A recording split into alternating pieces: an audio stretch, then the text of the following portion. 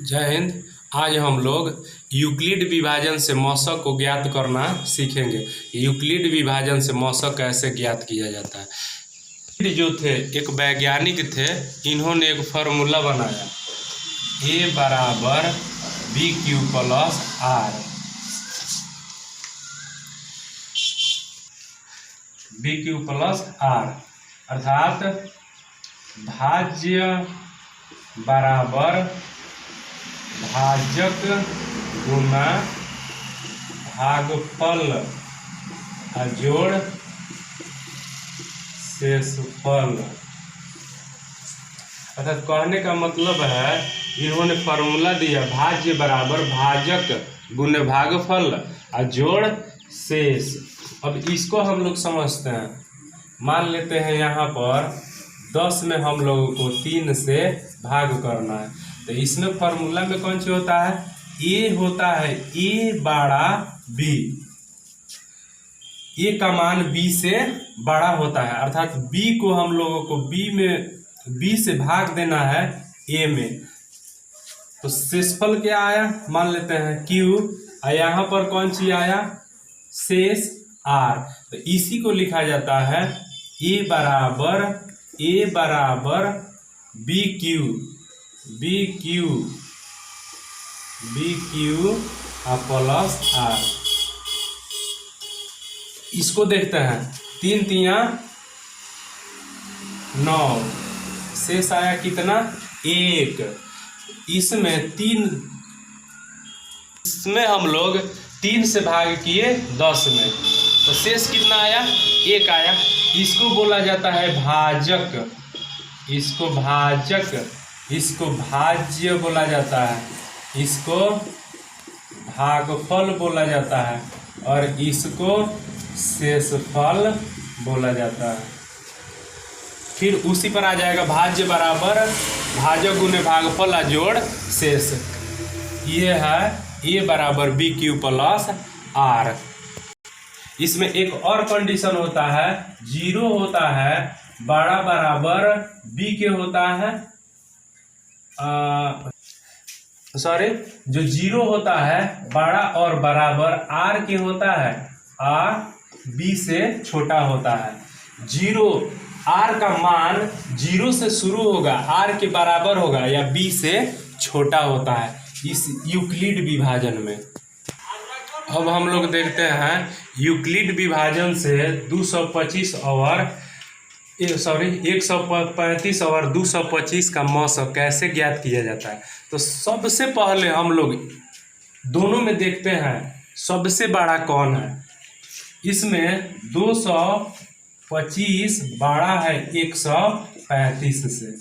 उसके बाद क्या करेंगे, 225 बड़ा है तो 225 यहाँ पर लिख देंगे, भाग कितना से करेंगे 135 से। 135 भागा 225, कौन मर्तबे जाएगा 1 मर्तबे जाएगा, 135 लिख दिए।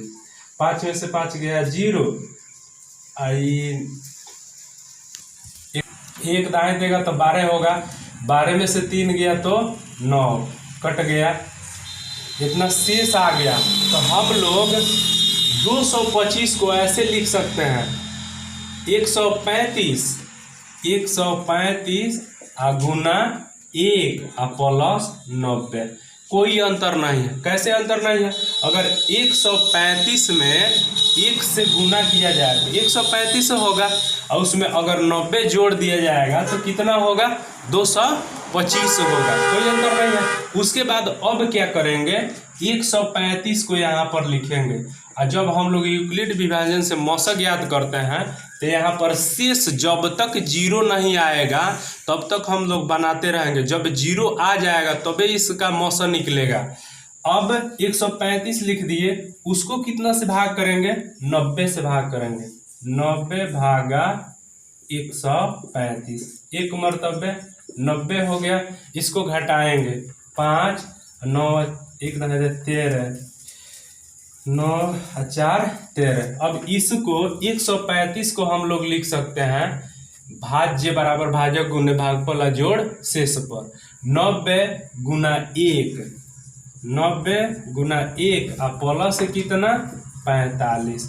अभी भी यहाँ पर जीरो नहीं आया। फिर हल करेंगे 90 को फिर 45 से भाग करेंगे। 45 भागा 90, 45 दूना 90। यहाँ पर अब कट गया तो 45 गुना 2 और प्लस कितना 0। यहाँ पर हम लोग देख रहे हैं कि शेषफल कितना हो गया 0 हो गया। तो जो इसमें मौसा होगा वो पहले वाला होगा। यहाँ पर जो 45 आया वही मौसा होगा। तो लिखेंगे 135 और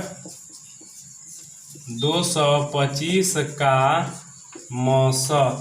मौसा को बोला जाता है HCF हाईएस्ट कॉमन फैक्टर। कितना हो गया 45। ये हम लोग का आंसर हो गया। यूक्लिड विभाजन से हम लोग मौसा ज्ञात करना सीख गए। अब हम लोग सीखेंगे अभाज्य गुणनखंडन विधि से मौसा को कैसे ज्ञात किया जाता है। यहाँ पर कोई क्वेश्चन हो गया 12, 15 और 21 का अभाज्य गुणनखंडन विधि से मौसा ज्ञात करें। सर्वप्रथम इसका गुणनखंड निकालेंगे 12, 2 से 6, 2 से 3। तो इसको हम लोग 12 को लिख सकते हैं 2 गुने 2 गुने 3। उसके बाद 15 के निकालेंगे 3 से 5, 3 गुना 5। उसके बाद 21 का निकालेंगे 21, 3 से 3 सत्ते 21, 3 गुना 7।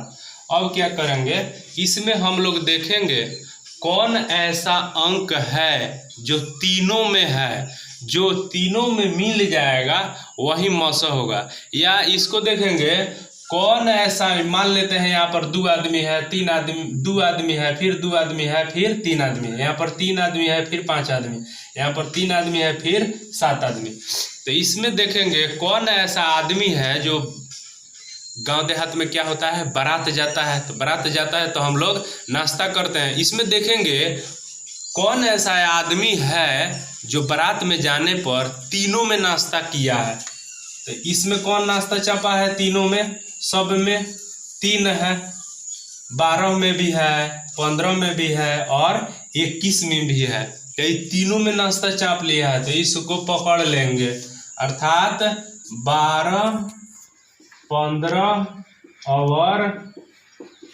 21 का मौसा कितना हो गया, जो सब में मिलेगा वही मौसा होगा। ये हम लोग का आंसर हो गया। एक और उदाहरण से हम लोग समझते हैं कि अभाज्य गुणनखंडन विधि से मौसा कैसे ज्ञात किया जाता है। यहाँ पर देखते हैं हम लोग 17, 23 और 29 का मौसा ज्ञात करना है। 17 को लिख देंगे, इसका अभाज्य गुणनखंडन निकालेंगे। तो 17 तो अभाज्य संख्या है, इसमें 1 से और स्वयं इसी संख्या से भाग लगेगा। तो 17 को हम लोग लिख सकते हैं 1 गुना 17। 23 भी अभाज्य संख्या है तो इसको लिख देंगे 1 गुना 23।